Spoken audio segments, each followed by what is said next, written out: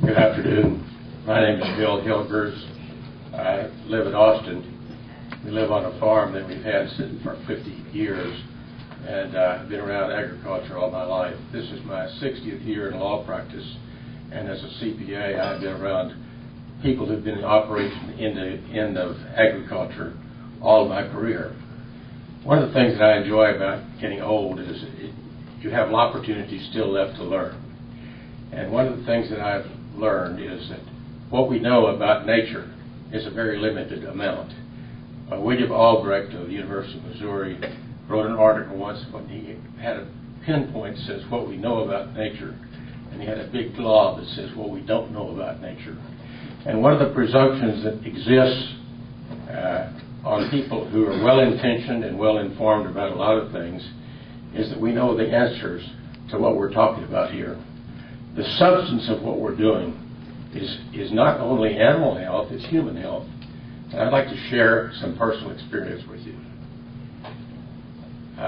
Several years ago, my wife got an infection. We couldn't tell what it was. It turns out that she had an E. coli infection. We didn't know its origin, we didn't know its source. She was hospitalized, first of all, and she was given antibiotics. It turned out she was allergic to the antibiotics. There were two kinds of antibiotics that she was allergic to. She was hospitalized 8 times, and that's been a recurring illness that's left her in a very bad physical condition. One of the things I've observed, I had 2 people who spoke earlier that I sympathize with greatly. One of them was the man that has 2,400 dairy cattle. Because when I was growing up in the Depression, I was too young to milk the cows, but I was old enough to bottle the milk and do the separation and deliver the milk around town. It wasn't homogenized, it wasn't pasteurized, it was just right out of the cow. As far as I know, nobody ever got sick in the time we delivered milk during the Depression. But I learned a lot of things about that. One of the things was I learned to appreciate the values of produce from the farm, what small farms could do, what you could learn about a work ethic and a meaningful life existence.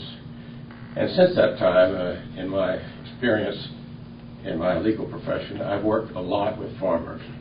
I want to pay a special tribute to Judith McGarry and her organization, Farmers and Ranchers Freedom Alliance. I think that's done a great thing for the country to call attention to some of the deficiencies that exist in the current plan.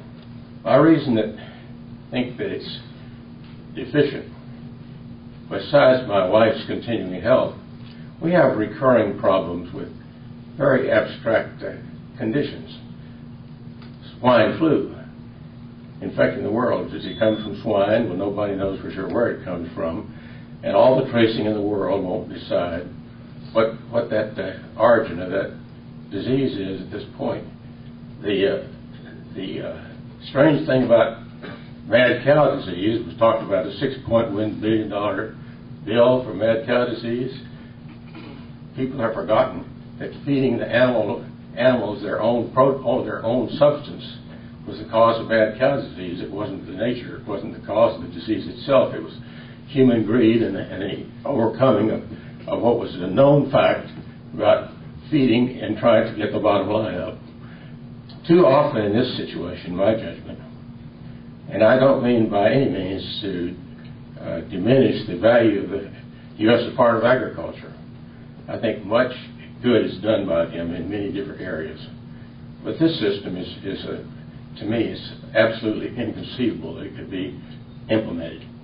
First of all, you may be able to detect the source of animal illness.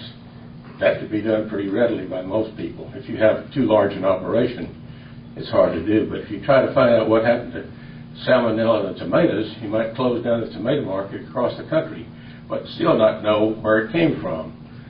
The whole source of the biology of this and the microbiology of it, we don't understand at all.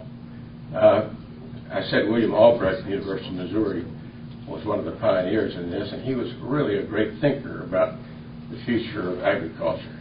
If you take a handful of soil and know what a rich soil is like, and know what humus and the beneficial attributes of a soil is like. Take a spoonful of it and count the microorganisms in that spoon. You have E. coli, you have salmonella, you have a variety of products in it, and you can't predict where one of those is going to show up in a plant. Well, in conclusion, I would just say this: the NAIS system, I'm sure, is well intentioned by a lot of people.